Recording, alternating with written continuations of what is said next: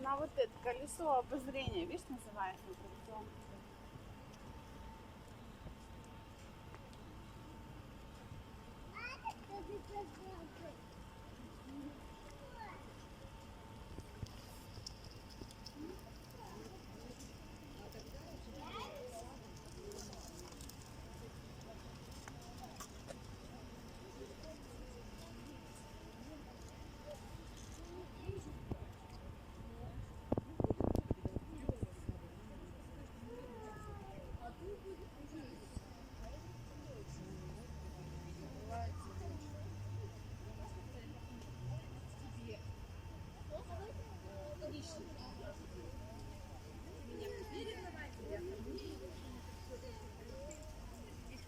Не, ну она сейчас, Наташа, наоборот, радуется.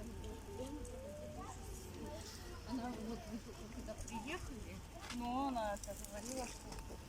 Потом что на бабку стала, потому что она уже не тянет. а тут какая-то бежевая бабочка. Ну, я вот эту красивую снимаю. Бежевая, большая.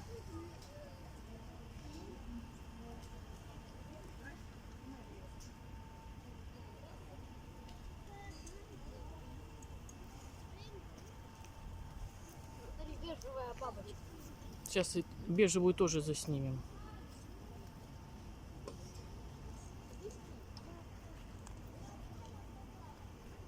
Мухи ко мне лезут.